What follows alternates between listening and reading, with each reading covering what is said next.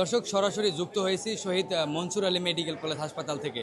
আমার পিছনেই যেই দৃশ্যটি আপনারা দেখতে পাচ্ছেন যে এখানকার যে শিক্ষার্থীরা রয়েছে মেডিকেল কলেজে যারা ভর্তি হয়েছেন এবং পড়াশোনা করেন তারা কিন্তু ইতিমধ্যেই হাসপাতালের যে বেসমেন্ট রয়েছে এবং হাসপাতালের যে সামনের অংশ রয়েছে সেটিতে কিন্তু এসে জড়ো হয়েছেন। এবং আপনাদেরকে জানিয়ে রাখি যে গত 4 তারিখে এখানে একটি অপ্রীতিকর ঘটনা ঘটে এবং বহিরাগত কিছু মানুষের প্রবেশের পরে কিন্তু একটি উত্তেজনাকর পরিস্থিতি সৃষ্টি হয়। এবং আজকের যে দৃশ্য যেটি আপনাদেরকে দেখানোর চেষ্টা করছি যে বহিরাগত কিছু মানুষের নতুন করে আবারও আগমন ঘটেছে এবং সেই আগমনকে কেন্দ্র করেই কিন্তু এখানকার যে শিক্ষার্থীরা রয়েছে তারা কিন্তু ইতিমধ্যেই আতঙ্কিত হয়ে পড়েছে এবং অনেকেই কিন্তু ক্লাস ছেড়ে চলে আসছে এই হাসপাতালের ঠিক বাইরের দৃশ্যে, যেন যে কোনো অপ্রীতিকর ঘটনা এড়াতেই কিন্তু তারা বাইরে বের হয়ে যেতে পারে।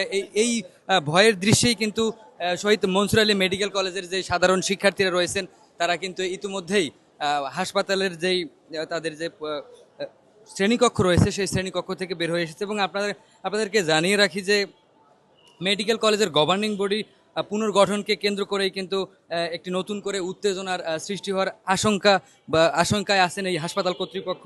এবং আপনাদেরকে আরেকটি তথ্য জানিয়ে রাখি যে গত 4 আগস্ট ঢাকা বিশ্ববিদ্যালয়ের পাঠানো একটি চিঠিকে কেন্দ্র করে যে শহীদ মনসুর আলী মেডিকেল কলেজের যে অধ্যক্ষ রয়েছেন তাকে তার কক্ষে কিছু তরুণ প্রবেশ করে এবং তাকে পদত্যাগের জন্য চাপ দিতে থাকে।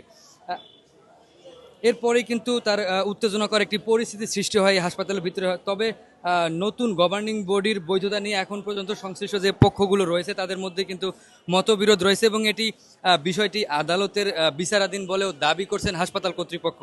এবং আমরা যেটি দেখেছি যে প্রত্যক্ষদর্শীরা কিন্তু আমাদেরকে জানিয়েছেন যে গত 4 আগস্ট দুপুরে হোয়াটসঅ্যাপের মাধ্যমে ঢাকা বিশ্ববিদ্যালয় থেকে একটি চিঠি আসে এবং এর কিছুক্ষণ পরপরই কিন্তু সেই যে অপ্রীতিকর ঘটনায় বেশ কিছু তরুণ আসলে অধ্যক্ষের কক্ষে প্রবেশ করে এবং ওই চিঠি তাকে দেখিয়ে এবং তাকে পদত্যাগ করতে বলে এবং কক্ষ ছেড়ে চলে যেতে বলে।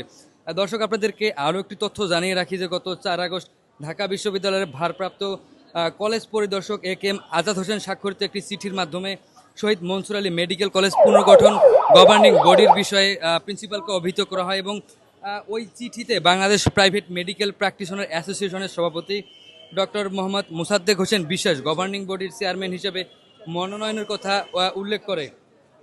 দর্শক ওই চিঠিতে আরও বলা হয় যে গভর্নিং বডি সংক্রান্ত হাইকোর্ট বিভাগের স্থগিতাদেশ এর বিরুদ্ধে ঢাকা বিশ্ববিদ্যালয় আপিল বিভাগের লিভ টু আপিল দায়ের করলে সুপ্রিম কোর্ট আপিল বিভাগ মামলা চূড়ান্ত নিষ্পত্তি না হওয়া পর্যন্ত হাইকোর্টের ওই আদেশ স্থগিত করেন এবং এরপর বিশ্ববিদ্যালয়ে নতুন করে গভর্নিং বডি পুনর্গঠন করে। দর্শক এই মুহূর্তে আমরা শহীদ মনসুর আলী মেডিকেল কলেজের যে পরিচালক রয়েছেন তার সাথে কথা বলবো এবং আজকের গত 4 তারিখ থেকে আজকে পর্যন্ত যে ঘটনাগুলো রয়েছে সেগুলো সম্পর্কে বিস্তারিত জানার চেষ্টা করব। শহীদ মনসুর আলী মেডিকেল কলেজ এবং হাসপাতাল একটি ঐতিহ্যবাহী প্রতিষ্ঠান। গত 31 বছর যাবৎ সুনামের সহিত এই প্রতিষ্ঠান এগিয়ে যাচ্ছে।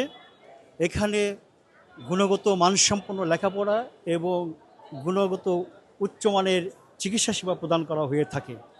এখানে আমরা যারা আছি হসপিটাল এবং কলেজের এমপ্লয়ি, তারা তাদের সর্বোচ্চ দিয়ে প্রতিষ্ঠানের ভালোর জন্য এবং সুনাম বৃদ্ধির জন্য কাজ করে যাচ্ছি। বর্তমানে গভর্নিং বডির চেয়ারম্যান সংক্রান্ত বিষয়ে যে যে পরিস্থিতি সৃষ্টি হয়েছে তা আমাদের আদালতের বিচারাধীন রয়েছে। আমরা আদালতের প্রতি আমাদের যথেষ্ট সম্মান রয়েছে এবং আইনের প্রতি আমরা অত্যন্ত শ্রদ্ধাশীল। আমরা চাই শান্তিপূর্ণ পরিবেশে এখানে লেখাপড়ার পরিবেশ এবং হাসপাতাল চিকিৎসার পরিবেশ বিরাজ করুক, সে অর্থে আমরা কাজ চালিয়ে যাচ্ছি।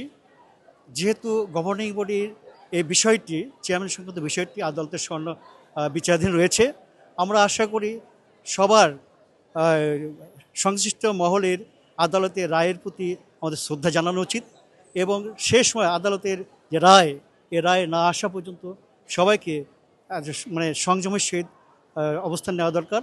আমি আশা করি সবাই আইনের প্রতি শ্রদ্ধাশীল থেকে সবাই ধৈর্যের পরিচয় দেবেন এবং আদালতের রায় প্রতি সবাই সম্মান প্রদর্শন করবেন। আমরা চাই শান্তিপূর্ণ পরিবেশে এখানকার লেখাপড়া এবং চিকিৎসার কার্যক্রম অব্যাহত থাক। তবে গত কয়েকদিন যাবৎ গত 4 তারিখ থেকে অদ্যাবধি কিছু ঘটনা পরিস্থিতিকে খুব উত্তেজনার পর্যায়ে নিয়ে গিয়েছে। আমরা এই জন্য অত্যন্ত উদ্বেগজনক অবস্থায় রয়েছি। তো আমি আশা করি এই সমস্ত যারা যাদের কন্ট্রোলে এই আছেন, যারা এই পরিস্থিতি সৃষ্টি করেছেন, আশা করি কলেজ এবং হসপিটালের এই মানব সেবার কাজে যে প্রতিষ্ঠান অগ্রণী ভূমিকা পালন করছে তাদেরকে সহায়তা করবেন এবং এই পরিস্থিতিকে আমরা সবাই আমরা পরিস্থিতিকে উত্তরণ ঘটানোর চেষ্টা করব। শুধু এইটুকুই বলি যে আমরা সবাই আইনের প্রতি শ্রদ্ধাশীল, আইন যেভাবে বলবে, আদালত যা বলবে আমরা সবাই মাথা পেতে নেব। সুতরাং আমি সবাইকে প্রতি আমার আশা করব সবাই আইনের প্রতি শ্রদ্ধা দেখিয়ে এই কলেজ এবং হসপিটালের পরিবেশ ভালো রাখবেন এই আশাই করি।